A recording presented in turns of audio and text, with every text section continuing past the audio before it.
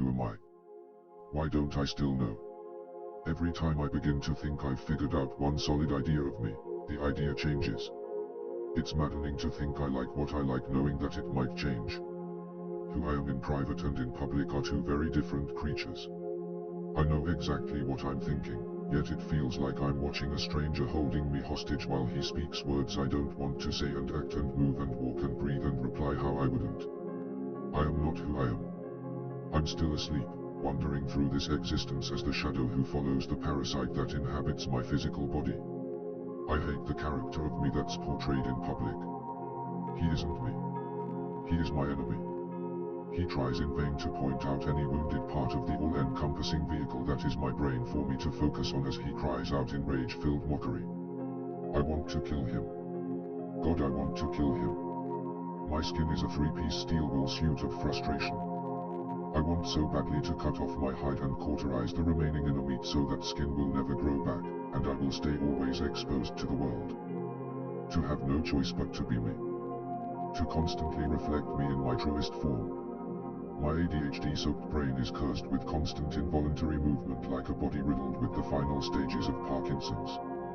Random thoughts of curiosity, caution, confidence, inspiration, and fear sprout forks on the road of my life's story. There are moments when I live in a state of trivial anxiety because of that road I ultimately choose to walk down.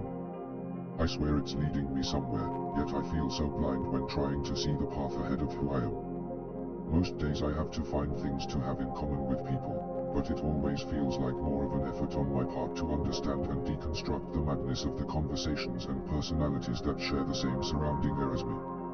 I find most people outside the archway of my personal garden odd. Why does it always feel like a reflex to entertain and comfort the those who enter my visual aura? I am becoming more alive and connected in my opinions, yet I still feel like I must bend in conversations because I feel indifferent and just can't relate to present-day society. I don't feel like I fit into today. So, as I try to accommodate you, grandstand and clap to feed my egocentric anxiety, or I become the sad clown who has been placed there to ridicule and mock. The things I'm forced to visually, mentally, and emotionally consume day after day cause me such mind-numbing boredom. I'm so tired of the monotonous aggravation of modern America and these one-dimensional absolutist drones with their arrogant ideas and no means of conversing, rather waiting in bated breath to verbally rate those who do not blindly submit to their personal enlightenment. I have no defined political belief or religious dedication, yet I feel passionate about both subjects as they have consumed the entirety of this country since its rotten inception. Why do we have to be so absolute about these personal beliefs? That seems like such an idiotic delight to be so definite about something that has so much foundation in emotion and personal belief. I'm so confused in who and what I am because time and time again I see so many people constantly redefining words to fit some ridiculous narrative that those once fruitful verbal declarations have lost their pure purpose from the first time they gained form, and as I attempt to gravitate towards some cause that sparked some interest in my mind, I'm instantly turned off by the rhetoric of those massive, mega-level attention seekers who take that one simple word to such outlandish extremes just for their own grandiose delusional self-validation. My genuine happiness is in my eyes and heart, but my fears course through my veins like a constant IV drip from a black bag of oil-thick screams that infects my blood. Not a fear of death because I do not fear death. To me death sounds like the sweet melody of a dream you enter and never leave. This release is a bittersweet freedom that comes with a cost that more than not, others always have to pay. My fears are mostly just a many-headed leviathan of the unknown. I unconsciously wait, bracing for that phone call. That goddamn phone call I've received far too many times. On the other end is the now all too familiar voice of the Grim Reaper in the form of a soft verbal gut-wrenching pain that feels like a dull knife tearing through my chest, bluntly piercing my heart. Yet the Reaper never calls for me. It's always another heartbreaking balance I have to pay because someone has unfurled their mortal coil and attained their immortal freedom.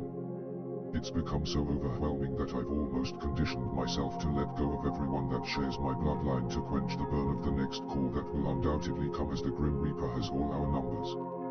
I can let go of all except them. They. The ones that pump the gasoline to my muscles every day so I may have the strength to rise up and attack this godforsaken world. The reasons I refuse to disconnect my soul from this frail mortal coil. They are the fires that warm my soul on the cold, desolate days. The inspirations that move the blood in my veins, and yet they create my greatest fears. They both do this, not on purpose, but the fear they hand me drives me to protect them, fend for them, live for them, die for them. But her. She is pure. She is gold.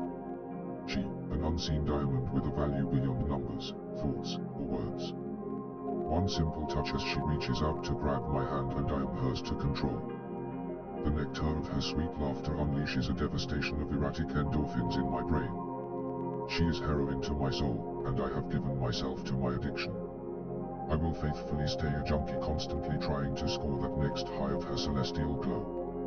The idea alone of someone taking her pure heart from her engorges a hellfire in my body that sends me into panicked ideas of my darkest emotions. The fear there is that I feel completely serene at the idea of birthing to reality those demonic Vanta black thoughts with no hesitation, even if it means my own downfall. I would gladly smile in the face of a furious God and happily dance my way to damnation with not one single regret in my soul. I promise. The traumatic horrors of my past create unlived stories of her horrid pain, like a movie projector that randomly turns on in my brain because of all the times I've watched a mother cry over her child's grave. I can say without any hesitation or batted eye-to-eye conversation that the sound of a mother crying over her child's grave is the physical sound of a heartbreaking and this sad hymn I've heard in its purest form. That tormented whisper echoes in my brain, never leaving me alone, constantly reminding me of that one note that enthralled my soul with such cataclysmic darkness. I hate so much of what I consume in my thoughts, yet when I feel love, it is pure. It is this decadent cake for my mind, body, and soul, and when fed to me I frantically devour it as it is never enough. I endlessly feel like I'm on the verge of starvation because I furiously thirst for another taste of this sweet nectar. Almost like an actor in an ongoing play, I've worn so many masks for so long that I'm almost floating in confusion when I try to venture off the stage and out into this world without one. It's whiplash jarring, and I'm so bewildered in the idea of why I can't just be the me I know I am. I think I'd forget the ritual life of who I am right now if I tried to just be the me I see in the reflection of my fantasies. I yearn to be me, and I know without a doubt, I can be me. My desire to be me is a plethora of emotions and feelings, from rage, love, pain, and an erotic orgasmic ambience. With razor-sharp wolf's fangs he bears, he knows who I am, and that's where the idea of my confidence lies. My actual reflection is confident enough, but only for the day-to-day survival of my sanity. There are some mental and physical cracks or faults with me that are never too far out of the range of my peripherals. They'll take the wheel and I let them determine my interactions with the physical world. I freely with open arms allow my faults to invade my feet and create constant roadblocks on my life's journey. They stare at me like sociopathic ball-eyed children and hand me too many what-if scenarios that begin to attack my mind, and I can't help but give in to the what-ifs because they feel so logical in their inception. Like a scarred gladiator, I fight furiously to keep a balance in my brain as the tyrannical lords of absolute order and absolute chaos are warring, trying with blood-soaked words to take over my entire being and make me a dim-witted soldier in their militaries of blind submission. Yet I do peacefully relish the fuzzy drunken buzz, when the order and chaos in my core are balanced. It is decadently comfortable. It's a hat that fits perfectly and looks like it belongs to my style. It's a warm bed and a cool pillow on a cold winter's night. There in that fantastical balance I thrive, as all who strive to embrace that internal harmony. I think therefore I am, but who am I?